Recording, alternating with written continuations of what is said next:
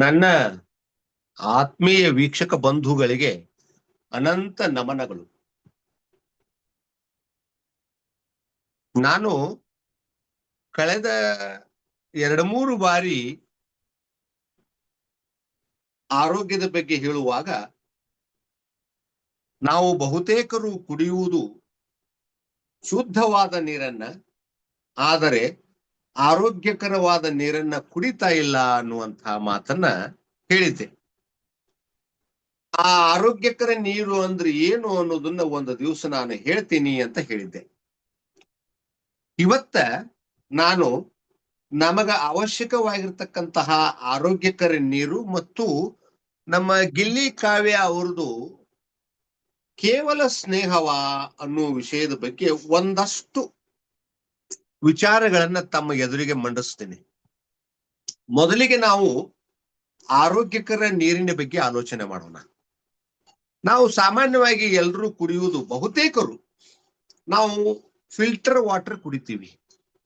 Filter ಮಾಡೋದ್ರಿಂದ ಏನಾಗ್ತದಂದ್ರ ಆ ನೀರಿನಲ್ಲಿ ಇರ್ತಕ್ಕಂತಹ ಕಲ್ಮಶಗಳು ಹೋಗ್ತಾವ, ನೀರು ಶುದ್ಧ ಆಗ್ತದೆ. ಆದ್ರೆ ಆ ನೀರಿಗೆ ಅವಶ್ಯವಾಗಿ ಇರಬೇಕಾದಂತಹ ಆಂಟಿ ಆಕ್ಸಿಡೆಂಟು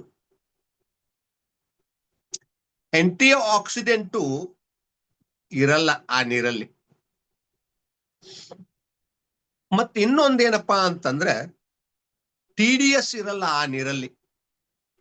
ಸಾಮಾನ್ಯವಾಗಿ TDS ಕಮ್ಮಿ ಆದಂಗ ನೀರು ರುಚಿ ಅನಿಸ್ತಾವ, ನಾಲಿಗೆಗೆ ಟೇಸ್ಟ್ ಬರ್ತಾವ, ಟೇಸ್ಟ್.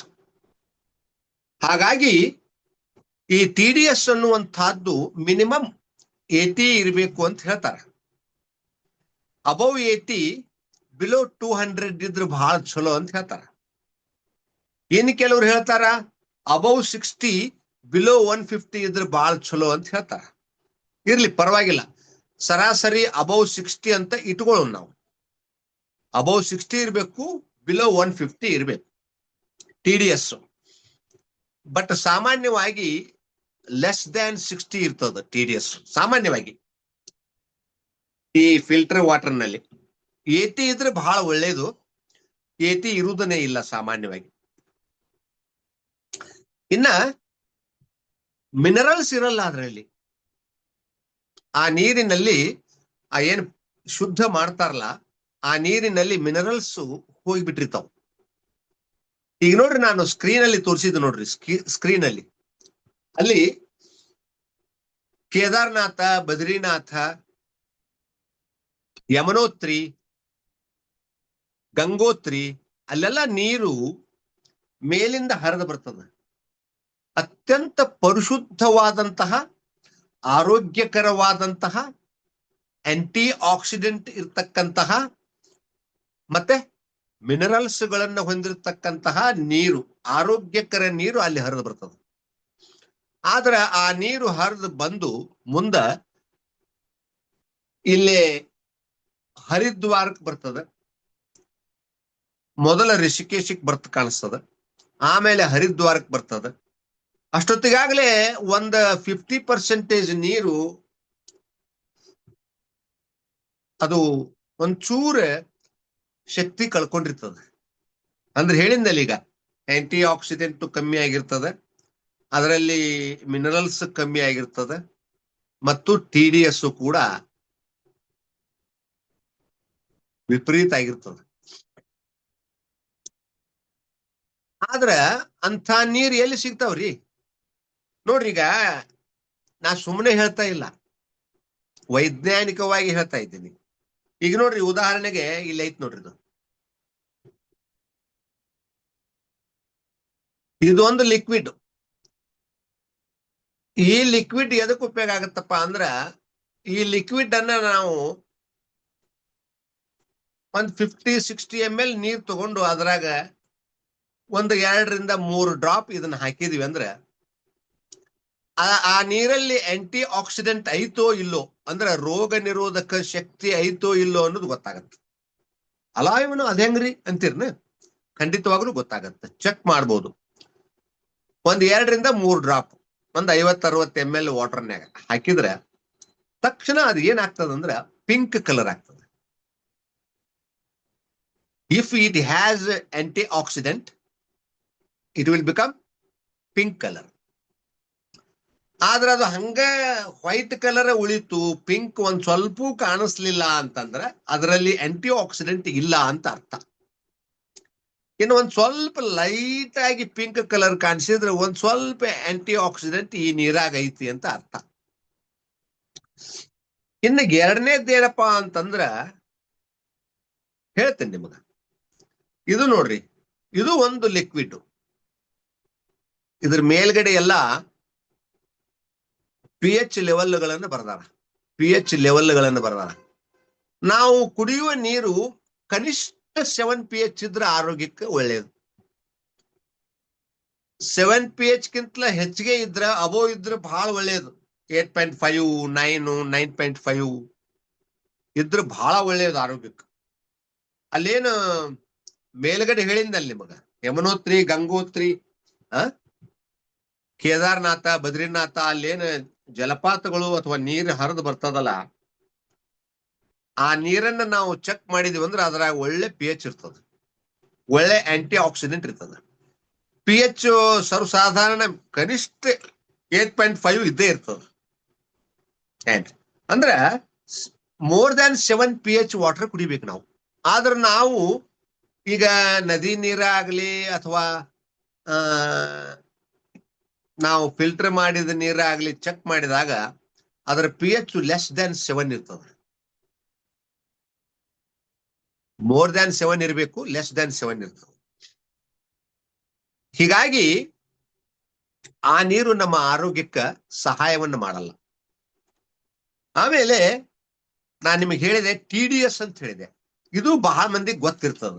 ಯಾಕಂದ್ರೆ ಈ TDS ಮೀಟರ್ ಅನ್ನ ಬಳಸಿ TDS ಅನ್ನ ಚೆಕ್ ಮಾಡ್ತಾರ. ಇದನ್ನ ಮೀಟರ್ ಏನ್ ಮಾಡ್ತಾರ್ರಿ, ಬಳಸ್ತಾರ. ಬಳಸಿ ಇದರಿಂದ TDS ಎಷ್ಟೈತಿ ಅಂತ ಚೆಕ್ ಮಾಡ್ತಾರ. ಅಂಥವು 2 ಮಷಿನ್ ಅದಾವ, ಎರಡು ಅದಾವ ನೋಡ್ರಿ ನಮ್ಮ ಕಡೆಗೆ. ಇದೊಂದು ಟೈಪ್, ಅದೊಂದು ಟೈಪ್. ಈ ಆಂಟಿ ಆಕ್ಸಿಡೆಂಟ್ ಚೆಕ್ ಮಾಡೋದು, pH ಚೆಕ್ ಮಾಡೋದು ಮತ್ತು TDS ಚೆಕ್ ಮಾಡೋದು ಇವೆಲ್ಲ ಆನ್ಲೈನ್ ಸಿಗ್ತಾವ್. ಅಮೆಜಾನ್ಯಾಗ ಮತ್ತ ಫ್ಲಿಪ್ಕಾರ್ಟ್ನಾಗ ಸಿಗ್ತಾವ್. ತರಿಸ್ಕೋಬಹುದು, ನೀವು ಚೆಕ್ ಮಾಡಿ ನೋಡ್ಬೋದು. ಇದು ನೀರಿನ ಬಗ್ಗೆ ನಾನು ಸಂಕ್ಷಿಪ್ತವಾಗಿ ಹೇಳಿದೆ. ಇದನ್ನ ಪ್ರಾಕ್ಟಿಕಲ್ ಆಗಿ ಮಾಡಿ ತೋರಿಸ್ಬೇಕಾಗಿತ್ತು ನಾನು. ಆದ್ರೆ ಮುಂದಿನ ದಿನಮಾನಗಳಲ್ಲಿ ಆ ರೀತಿ ಪ್ರಾಕ್ಟಿಕಲ್ ಆಗಿ ನಾನು ಡೆಮೋ ಮಾಡಿ ತೋರಿಸ್ತೇನೆ ನಿಮಗ. ಇನ್ನ ಇಂಥ ನೀರ್ ಎಲ್ಲಿ ಸಿಗ್ತಾವ್ರಿ ಅಂತ ಕೇಳಿದ್ರೆ ನಮ್ಮ ಮನಿ ಒಳಗ ಸಿಗ್ತಾವ್. ನಮ್ಮ ಮನಿ ಒಳಗ ಒಂದು ಜಪಾನದ್ದು ಮೆಡಿಕಲ್ ಡಿವೈಸ್ ಐತೆ. ಆ ಡಿವೈಸ್ ನೊಳಗ ಈ ಎಲ್ಲಾ ನೀರು ಸಿಗ್ತಾವ್.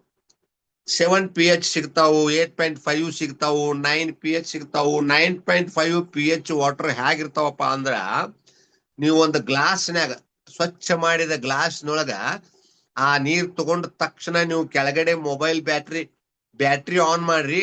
ಆ ನೀರೊಳಗ ನಮಗ ಲೈವ್ ಹೈಡ್ರೋಜನ್ ಕಾಣಿಸ್ತಾವ. ಏನ್ರಿ ಅಂದ್ರ ಆ ನೀರು ಕುಡಿಯುವುದ್ರಿಂದ ನಮ್ಮ ಆರೋಗ್ಯ ಒಳ್ಳೆ ಅಲ್ಕಲೈನ್ ಬಾಡಿ ಆಗ್ತದ. ನಮ್ಮ ದೇಹದೊಳಗ ಪ್ರತಿಶತ 72% ನೀರ್ ಐತ್ರಿ. ಪ್ರತಿಶತ 72% ನೀರದ ವಿಚಾರ ಮಾಡ್ರಿ. ಅಂದ್ರ ನೀರ್ ಎಷ್ಟು ಅವಶ್ಯ ಅದ. ಬಟ್ ಆ ನೀರೆಲ್ಲ ಏನಪ್ಪಾ ಅಂದ್ರೆ ಅಸಿಡಿಕ್ ಐತಿ. ನಮ್ಮ ಬಾಡಿ ಒಳಗೆ ಇರ್ತಕ್ಕಂಥ ನೀರು ಅಸಿಡಿಕ್ ಐತಿ. 72% ನೀರೆಲ್ಲ ಅಸಿಡಿಕ್ ಐತಿ. ಹೀಗಾಗಿ ನಮಗ ಕಾಯಿಲೆಗಳು ಬರ್ತಾ ಇದಾವು. ಆ 72% ನೀರು ಸಂಪೂರ್ಣ ಅಲ್ಕಲೈನ್ ಆಯ್ತು ಅಂದ್ರೆ ಅವಾಗ ನಮಗ ಕಾಯಿಲೆಗಳು ಬರುವುದಿಲ್ಲ. ಮತ್ತು ಕಾಯಿಲೆಗಳು ಇದ್ವಪ್ಪ ಅಂದ್ರೆ ನಿಧಾನವಾಗಿ ಕಡಿಮೆ ಆಗ್ತಾವ, ಕಾಯಿಲೆಗಳು ವಾಸಿ ಆಗ್ತಾವ. ಇದಕ್ಕ BP, ಶುಗರು, ಥೈರಾಯ್ಡು, ಕ್ಯಾನ್ಸರ್ ಕೂಡ ಸಾಕಷ್ಟು ಪ್ರಮಾಣದಲ್ಲಿ ಕಂಟ್ರೋಲ್ ಆಗ್ಯದಂತ ನಾನು ಸಾಕಷ್ಟು ವಿಡಿಯೋಗಳನ್ನ ನೋಡಿದ್ದೀನಿ. ಅದರ ಬಗ್ಗೆ ಒಂದಷ್ಟು ತಿಳ್ಕೊಂಡಿದ್ದೀನಿ. ಮುಂದಿನ ದಿನಮಾನಗಳಲ್ಲಿ ಇದನ್ನ ನಾನು ಡೆಮೋ ಮಾಡಿ, ಅಂದ್ರೆ ನಮ್ಮ ಮನೆಯೊಳಗಿರ್ತಕ್ಕಂತಹ ಅದೇನು ಜಪಾನ್ ಮೆಡಿಕಲ್ ಡಿವೈಸ್ ಐತೆ ಅದರೊಳಗೆ ನೀರು ತಗೊಂಡು, ಆಮೇಲೆ ನಾವು ದಿನನಿತ್ಯ ಏನೀಗ ಎಲ್ಲಾರು ಬಳಸ್ತೀವಲ್ಲ ಫಿಲ್ಟರ್ ವಾಟರ್, ಅದನ್ನು ತಗೊಂಡು, ಆಮೇಲೆ ನದಿಯಿಂದ ನಳದ ನೀರು ಬರುತ್ತಲ್ಲ ಅದನ್ನು ತಗೊಂಡು, ಎಲ್ಲಾ ನೀರನ್ನು ತಮಗ ಗ್ಲಾಸ್ನೊಳಗ ಚೆಕ್ ಮಾಡಿ ಡೆಮೋ ಮಾಡಿ ಮುಂದಿನ ವಿಡಿಯೋಗಳಲ್ಲಿ ತೋರಿಸ್ತೀನಿ ಅನ್ನುವಂಥ ಮಾತನ್ನ ಹೇಳ್ತಾ, ಇನ್ನು ನಾವು ನಮ್ಮ ಗಿಲ್ಲಿಯವರು ಮತ್ತು ಕಾವ್ಯ ಅವ್ರ ಬಗ್ಗೆ ಒಂದೆರಡು ಮಾತು ಆಡ್ಲೇಬೇಕು ನಾನು. ಅವರಿಬ್ರು ಬರೀ ಸ್ನೇಹಿತರ? Are they only friends? ಅಲ್ಲ, ನನ್ನ ಪ್ರಕಾರ ಅವರು ಡಿಯರೆಸ್ಟ್ ಫ್ರೆಂಡ್ಸ್. ಅಂದ್ರ ಅವರು ಮೊದಲ ಫ್ರೆಂಡ್ಸ್ ಇದ್ರು ಬಿಗ್ ಬಾಸ್ನೊಳಗಿದ್ದಾಗ. ಬಿಗ್ ಬಾಸ್ನಿಂದ ಹೊರಗೆ ಬಂದು ಶಿಕಾರಿಪುರದ ಕಾರ್ಯಕ್ರಮ ಆದ ನಂತರದಿಂದ ಅವರು ಬರೀ ಫ್ರೆಂಡ್ಸ್ ಅಲ್ಲ, ಅವರು ಬರೀ ಸ್ನೇಹಿತರಲ್ಲ, ಆತ್ಮೀಯ ಸ್ನೇಹಿತರಾಗ್ಯಾರ. ನನ್ನ ತಿಳುವಳಿಕೆಯ ಪ್ರಕಾರ ಅವರು ಆತ್ಮೀಯ ಸ್ನೇಹಿತರು. ಅಂದ್ರ ಒಬ್ಬರ ಮೇಲೆ ಒಬ್ಬರಿಗೆ ವಿಶ್ವಾಸ ಸ್ವಲ್ಪ ಜಾಸ್ತಿ ಆಗ್ಯದ ಈಗ ಮೊದಲಿನಕ್ಕಿಂತಲೂ. ನಾನು ಈ ಮುಂಚೆ ವಿಡಿಯೋದಲ್ಲಿ ಹೇಳಿದ್ದೀನಿ, ಸಾಮಾನ್ಯವಾಗಿ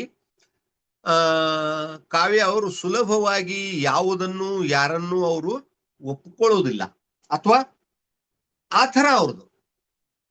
ಅಂದ್ರ ಬರೋಬ್ಬರಿ ಅದನ್ನ ಚೆಕ್ ಮಾಡೇ ನೋಡವ್ರು ಅವ್ರ ಸ್ವಭಾವ ಅದು. ಗಿಲ್ಲಿ ಮತ್ತು ಕಾವ್ಯ ಅವರಲ್ಲಿ ಕೆಲವು ವಂಡರ್ಫುಲ್ ಸಾಮ್ಯತೆಗಳು ಅದಾವು.